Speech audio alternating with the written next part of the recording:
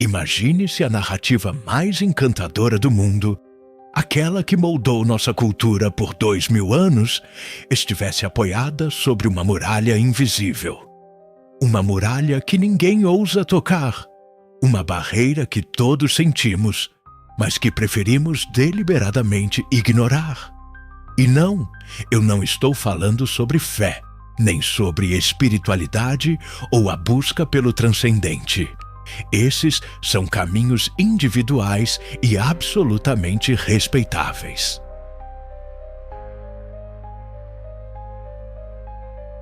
Estou me referindo a um fato, a um dogma que nos foi apresentado não como uma crença, mas como uma verdade histórica, absoluta e inquestionável.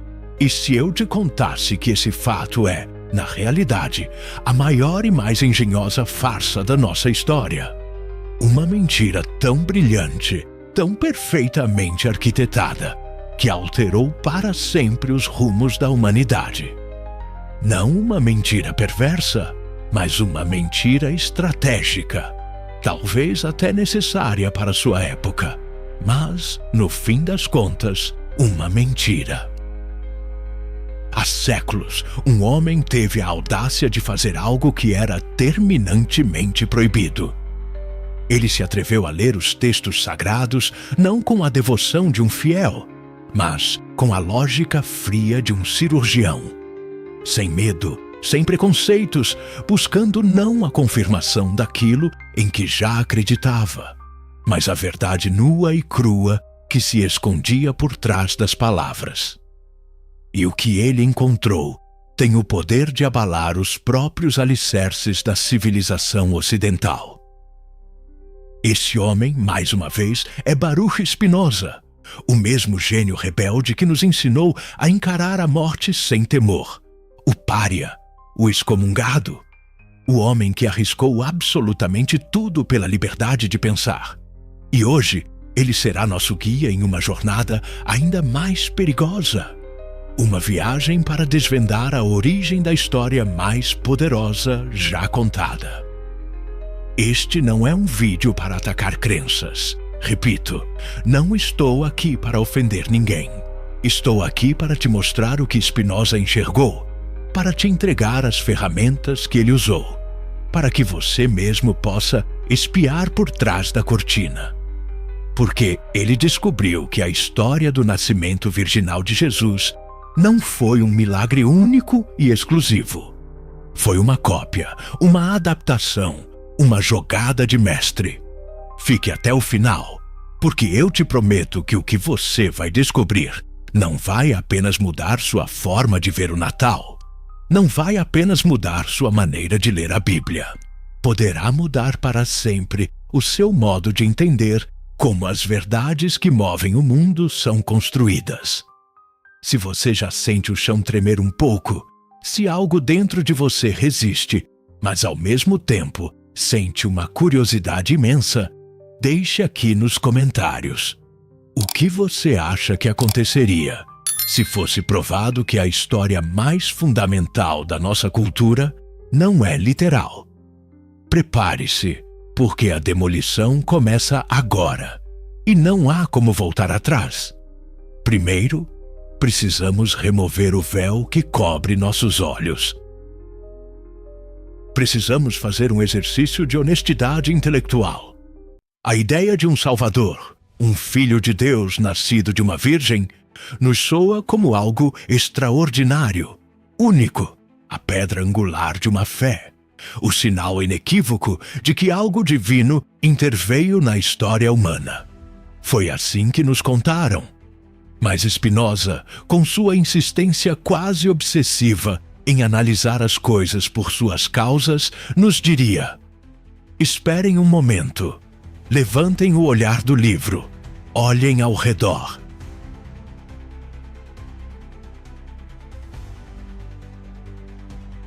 Olhem para a história, não a história de um único povo, mas a história de todos os povos. O que vem a seguir não é uma opinião, não é uma teoria da conspiração. São fatos históricos documentados que você mesmo pode verificar. vamos fazer uma viagem ao Egito. Séculos, muitos séculos antes de Cristo. Lá, adorava-se um deus chamado Horus. Horus era filho da deusa Ísis.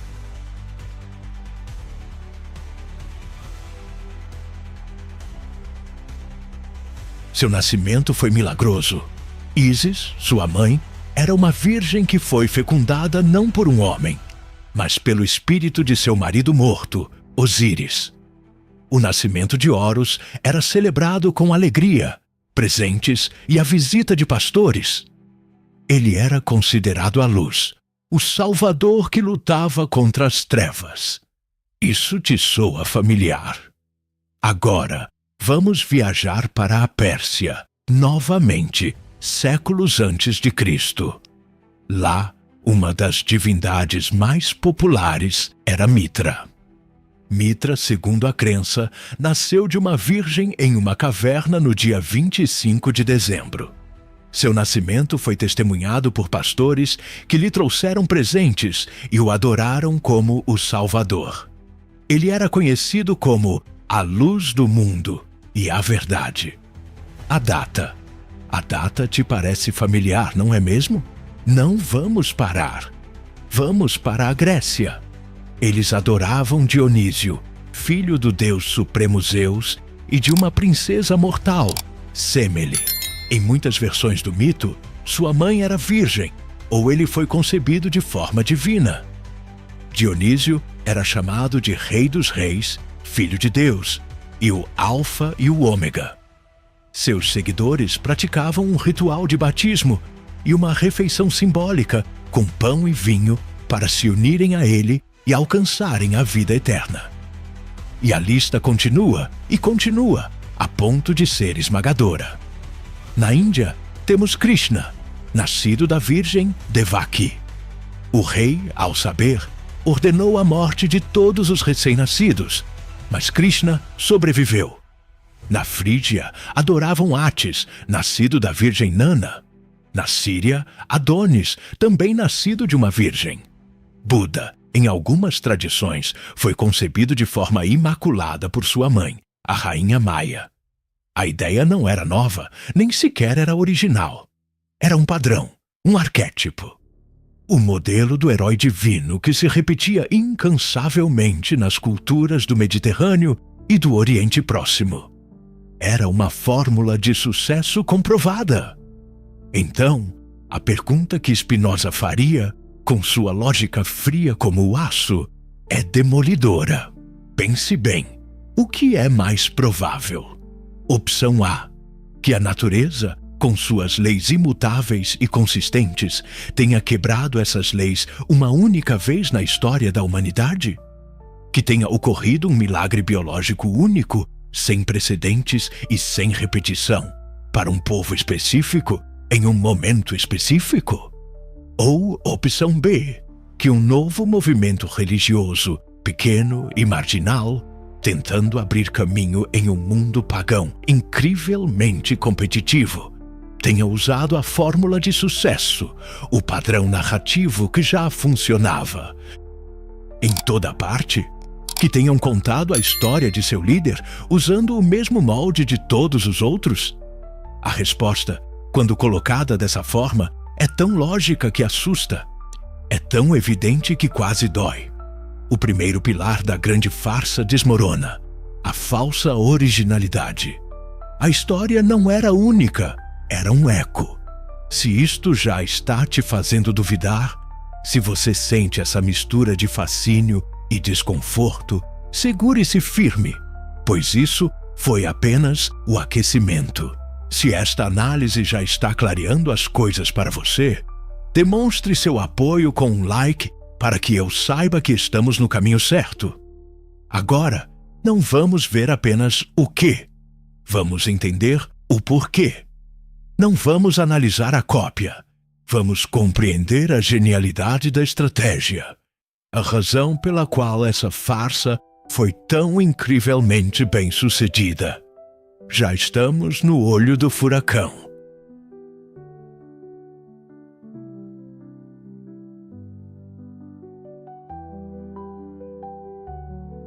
vimos que a história do nascimento virginal não é um evento isolado, mas um eco de mitos muito mais antigos.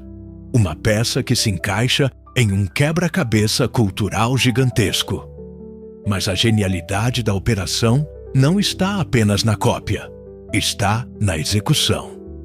Spinoza nos ensinou que para entender qualquer coisa, de uma emoção a um movimento social, é preciso entender suas causas. E a causa do triunfo desta história não foi divina, foi profundamente humana. Foi uma questão de estratégia. Tente se colocar na pele de um seguidor de Jesus no 1º ou 2º século. Você faz parte de uma seita judaica minoritária.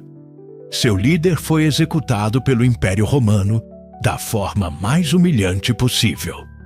Sua mensagem é difícil. Você fala de um único Deus para um mundo que adora centenas. Você fala de humildade e de oferecer a outra face a um mundo que valoriza a força e a honra. Você tem um produto difícil de vender. Agora, olhe para o seu mercado, o gigantesco, diverso e supersticioso Império Romano. Um mercado saturado de deuses, mitos, rituais pagãos e cultos de mistério que prometem a salvação. O que você faz? Tenta vender algo radicalmente novo, estranho, alheio a tudo que eles conhecem? Não, isso seria um suicídio comercial. Seria como tentar vender areia no deserto. Você faz o mais inteligente. Faz o que qualquer bom publicitário faria hoje. Você embala seu novo produto em um pacote que seu cliente já conhece e ama. Você pega o sistema operacional deles, seus mitos, seus símbolos e instala seu novo software. Os romanos e outros povos pagãos celebram em 25 de dezembro o nascimento do Sol Invicto, a maior festa do inverno, que celebra o triunfo da luz sobre as trevas. Perfeito! Seu Salvador, a luz do mundo, nascerá nesse dia. Eles acreditam em deuses como Zeus, que descem à terra e têm filhos com mulheres mortais? Genial! O seu Deus também fará isso, mas de uma forma mais pura, sem o sexo carnal que tanto obcecou os deuses gregos. Eles estão acostumados com a figura do Salvador nascido de uma virgem, como Horus ou Mitra. Sem problemas. A sua será a virgem definitiva, o modelo perfeito de pureza e submissão. Não foi um milagre. Foi uma assimilação cultural, uma estratégia de sincretismo. Deram às pessoas uma história que elas já entendiam emocionalmente. Uma história que ressoava com seus arquétipos mais profundos, mas com um novo protagonista e uma mensagem ética diferente. Eles basicamente tiraram o nome de Mitra, Horus, Dionísio e colaram a etiqueta Jesus. E funcionou. Funcionou de uma maneira espetacular. Para continuar recebendo análises profundas que desafiam o status quo, junte-se à nossa comunidade aqui no Biblá. Basta se inscrever e ativar as notificações. E é aqui que a lógica de Spinoza se torna implacável e nos atinge novamente. Para ele, como vimos, Deus ou a natureza é um sistema de leis perfeitas e eternas. Essas leis não se quebram. Biologia é biologia, física é física. Um milagre para Spinoza não é uma violação das leis da natureza. É simplesmente um evento cuja causa natural ainda não compreendemos. A ignorância é o que cria o milagre. Assim, ele nos colocaria diante de uma escolha brutalmente simples. De um lado, temos um evento que viola todas as leis conhecidas da biologia. Um fato que nunca foi replicado nem observado. Do outro, temos uma história que se encaixa perfeitamente em um padrão de mitos humanos, que tem uma explicação psicológica, sociológica e estratégica perfeita como método de expansão religiosa. Qual opção é mais racional? A que se baseia na exceção mágica ou a que se baseia na regra observável? Aceitar isso é doloroso, porque nos faz sentir que fomos enganados. Faz-nos questionar tudo. Se a base é uma cópia, se a origem é uma estratégia, o que resta do resto do edifício? É tudo uma farsa? Parece que tudo desmorona, e esse sentimento de vazio é real. É a vertigem de olhar para o abismo. Mas é aqui que Spinoza nos surpreende. Ele nos tira o milagre literal, mas nos obriga a buscar um significado mais profundo. Ele nos força a deixar de ser crianças que acreditam em contos de fadas e a nos tornarmos adultos que buscam a verdade. Porque o engano não é a história em si. O engano é acreditar que seu valor está em ser literalmente verdadeira. A obsessão com este dogma é a segunda farsa. É uma distração, uma cortina de fumaça que nos impediu, durante séculos, de ver o que realmente importava. Por que essa obsessão com a virgindade? Porque este detalhe biológico se tornou o centro de tudo. Spinoza nos diria que as ideias não triunfam por serem verdadeiras, mas por serem úteis para alguém. E para quem essa ideia foi útil? Foi útil para uma estrutura de poder emergente, a Igreja, que precisava controlar seus fiéis. Ao elevar a virgindade a um estado de pureza quase divina, em contrapartida, demonizava-se a sexualidade normal, especialmente a feminina. Criou-se uma hierarquia. No topo, o celibato e a virgindade. Abaixo, o sexo dentro do casamento, tolerado apenas para a procriação. E no fundo do poço, qualquer outra forma de sexualidade, considerada pecado. Era uma ferramenta de controle social perfeita. Ao mesmo tempo, a obsessão com este debate biológico, se ela era virgem, se não era, como foi possível, desviou a atenção da mensagem verdadeiramente radical e perigosa de Jesus. Enquanto as pessoas discutiam sobre ginecologia milagrosa, não pensavam tanto na parte de é mais fácil um camelo passar pelo fundo de uma agulha do que um rico entrar no reino dos céus.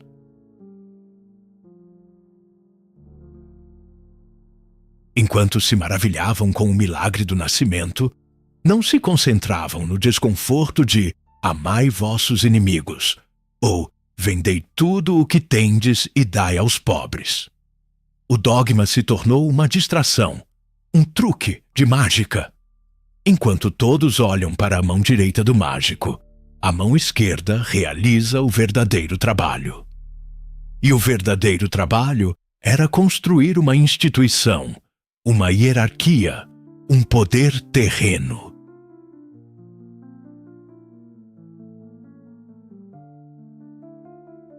Se você já não se sente confortável no chão firme da fé cega, não vá embora, porque o que vem agora não é destruição, é reconstrução. Vamos descobrir que valor real, que tesouro incrível resta quando removemos a camada de mitologia e a pátina de controle. Chegamos ao ponto mais crítico, ao momento da verdade. Usamos a lógica fria de Spinoza como um martelo para desmontar um pilar da nossa cultura.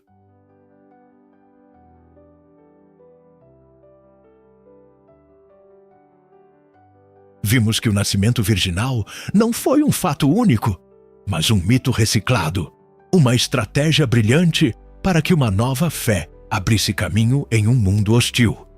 E vimos como a obsessão com esse dogma se tornou uma ferramenta de controle e distração. A sensação que fica é de vazio, de cinismo. Se nos enganaram nisso, o que nos resta? Se a história é uma construção, onde está a verdade? É aqui que a maioria das pessoas para.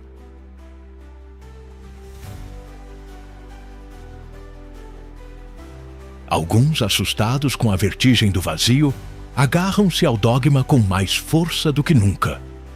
Preferem a mentira confortável à verdade incômoda. Outros, sentindo-se traídos, jogam tudo no lixo e se tornam cínicos, nihilistas. Se tudo é mentira, nada importa. Mas Spinoza não era um destruidor, era um libertador. Seu objetivo não era nos deixar sem nada em um deserto de falta de sentido.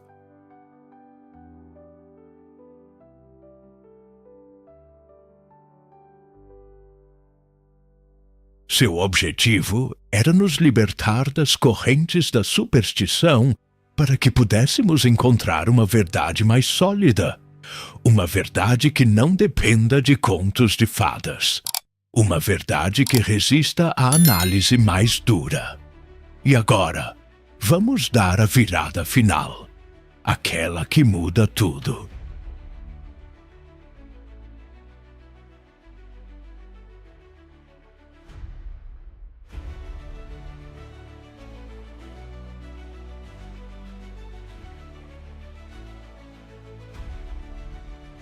E se o verdadeiro valor da história de Jesus não tiver nada, absolutamente nada, a ver com como ele nasceu?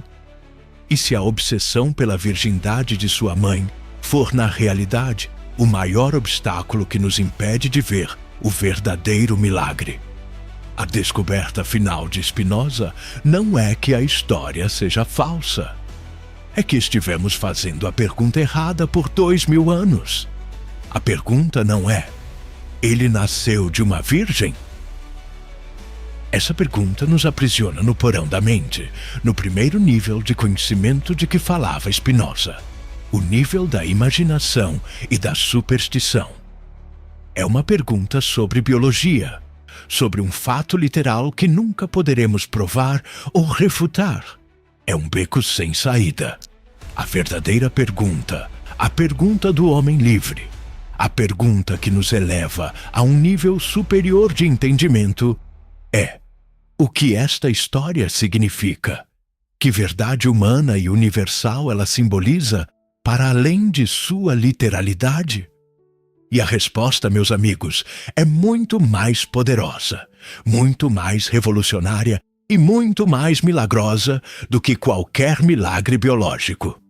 O nascimento de Jesus, uma vez que o despojamos da mitologia pagã que o envolve, simboliza algo radical. Simboliza o nascimento de uma ideia nova no mundo. Uma ideia tão estranha e tão potente que, em sua época, foi como a explosão de uma supernova na consciência humana. A ideia de que o amor é mais forte que a lei. A ideia de que o perdão é mais poderoso que a vingança. A ideia de que os últimos, os pobres, os marginalizados, os oprimidos, serão os primeiros.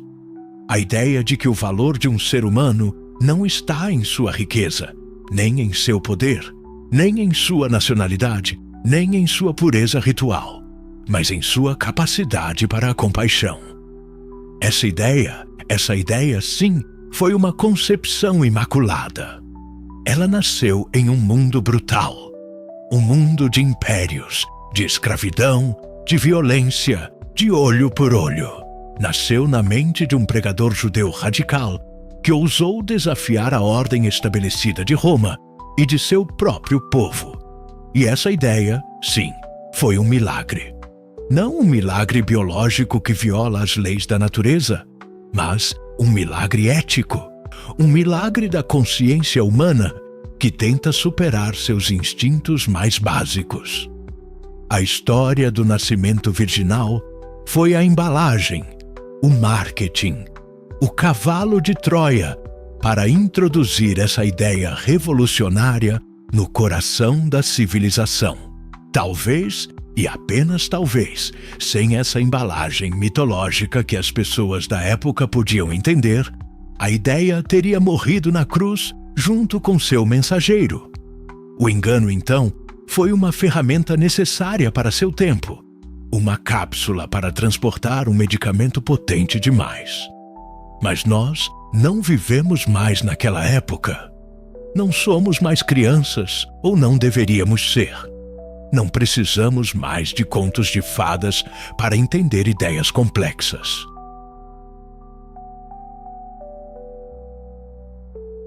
Spinoza nos diria: chegou a hora de ficar com a mensagem e descartar a embalagem. Chegou a hora de abrir a cápsula e tomar o medicamento diretamente. Chegou a hora de sermos adultos. Ser um verdadeiro seguidor da ideia de Cristo, a partir desta perspectiva spinozana, não tem nada a ver com acreditar na biologia de seu nascimento. Não tem nada a ver com assinar uma lista de dogmas inverificáveis. Tem a ver com algo muito mais difícil e muito mais exigente. Viver segundo sua mensagem ética. Amar o próximo, mesmo quando é difícil. Perdoar, mesmo quando parece impossível. Lutar pela justiça para os fracos, mesmo quando é impopular. A verdade não destrói a mensagem, ela a purifica. Liberta-a da prisão da mitologia e do literalismo e nos a entrega em sua forma mais pura, mais potente e mais desafiadora. Não podemos mais nos esconder atrás da fé cega. Agora temos a responsabilidade de entender e agir. A grande farsa, no final, não foi que nos contaram uma mentira. A grande farsa é continuarmos precisando dessa mentira para acreditar na bondade, no amor e na esperança. Spinoza nos demonstrou que essas coisas não precisam vir de um céu mágico. Elas podem nascer aqui, na terra, da mente e do coração humano. E isso é muito mais esperançoso. Se esta viagem abalou suas ideias, se te fez pensar, se te deixou desconfortável, mas também estranhamente livre, deixe um like neste vídeo e inscreva-se no canal da Bíblia para refletir comigo. Continuaremos a explorar as ideias que têm o poder de mudar tudo. E agora te deixo com a pergunta final, a mais importante, para que você responda nos comentários. Depois de tudo isso, o que é mais importante para você? A verdade literal de uma história ou o poder simbólico e transformador de sua mensagem? Vamos ler nossas respostas. Vamos aprender juntos. Porque a busca por uma verdade adulta, uma verdade que nos liberte, apenas começou. Obrigado por me acompanhar nesta jornada.